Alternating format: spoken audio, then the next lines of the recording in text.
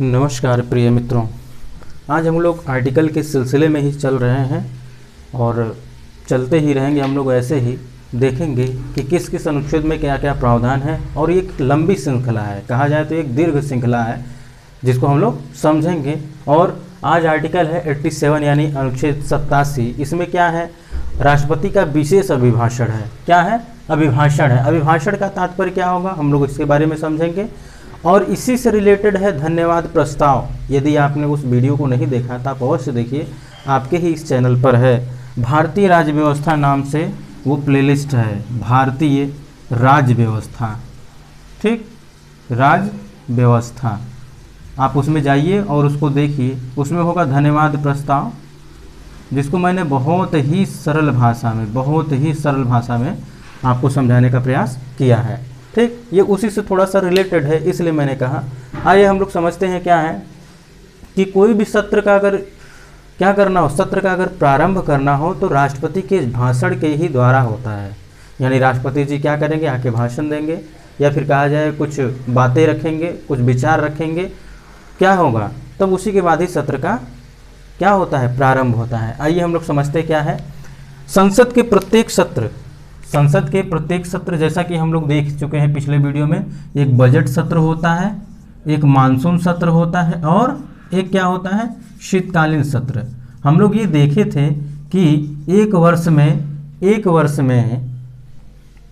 कम से कम 2 सत्र जरूर होने चाहिए, और एक सत्र के समापन से दूसरे सत्र के प्रारंभ में 6 माह की अंतराल से ज़्यादा नहीं होना चाहिए। यानी 6 माह से अंतराल इन दोनों के या फिर इन दोनों के मध्य में नहीं होना चाहिए, इससे ज़्यादा का अंतराल नहीं होना चाहिए। हम लोग इसके बारे में बात कर लिए थे।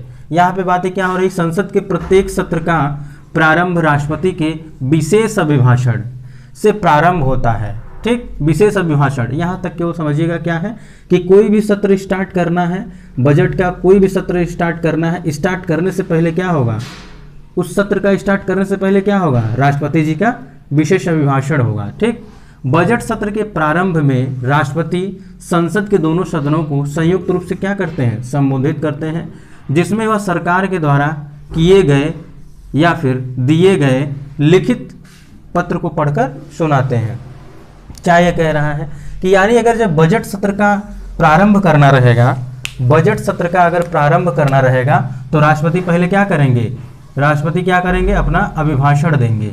अभिभाषण देने के बाद क्या होगा, ये अभिभाषण में क्या रहेगा, गवर्नमेंट द्वारा यानी सरकार द्वारा जो इनको लिखित पत्र देगी, वो लिखित पत्र में ये उसके ऊपर डिपेंड करता है वो क्या देती है। वो घोषणा पत्र भी दे सकती है, या फिर वो कौन कौन से कार्य करेगी आगे चल के उसको दे सकती है। तो वही क्या करते हैं, राष्ट्रपति महोदय संसद में जा करके दोनों सदनों के समक्ष पढ़कर सुना देते हैं। ठीक, और लोकसभा के प्रत्येक आम चुनाव का मतलब क्या है, मैंगो चुनाव नहीं, जितने चुनाव होते हैं लोकसभा के उसको आम चुनाव ही कहते हैं, जनरल इलेक्शन कहते हैं। लोकसभा के प्रत्येक आम चुनाव के पश्चात राष्ट्रपति के अभिभाषण से ही सत्र का क्या होता है, प्रारंभ होता है।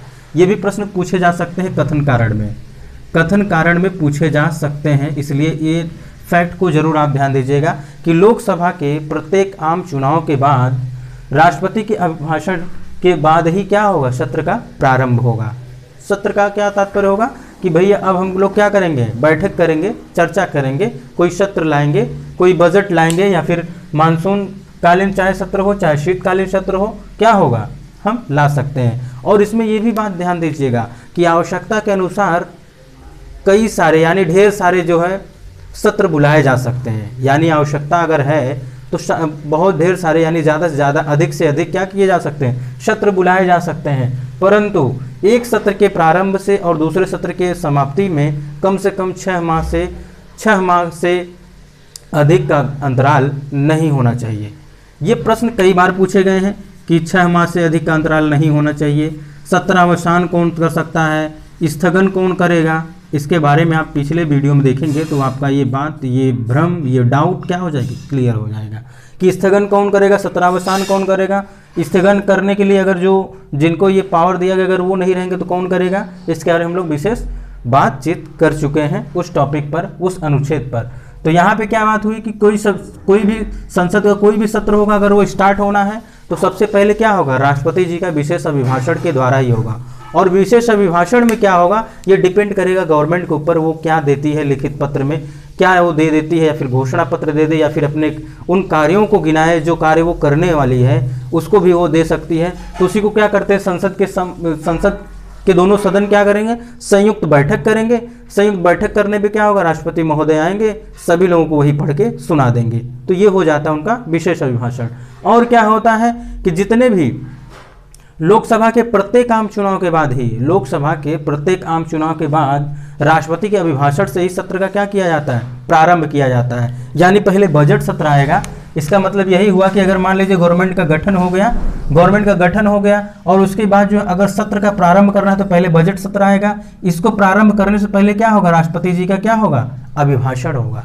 ठीक, तो ये है आर्टिकल 87। हम लोग समझेंगे नेक्स्ट वीडियो में यानी नेक्स्ट लेक्चर में आर्टिकल 88 यानी आर्टिकल अनुच्छेद 88 के बारे में, उसमें क्या बातें कही गई हैं, कैसी हैं। आप आज के लिए बस इतना ही, हम लोग मिलते हैं नेक्स्ट वीडियो में। और आप इसका नोट्स बनाते रहिएगा, नोट्स बनाते रहेंगे तो ये आपका आपके लिए बहुत ही हेल्पफुल रहेगा। कभी भी अगर आप पॉलिटिक्स पढ़ रहे हैं, कॉन्स्टिट्यूशन पढ़ रहे हैं, संविधान पढ़ रहे हैं, जहाँ पे आपको अनुच्छेदों से लेकर कोई समस्या आती है कि मुझे एक जगह ही सारे अनुच्छेद नहीं मिल रहे हैं, तो ये श्रृंखला जो है ये आपके ही लिए है।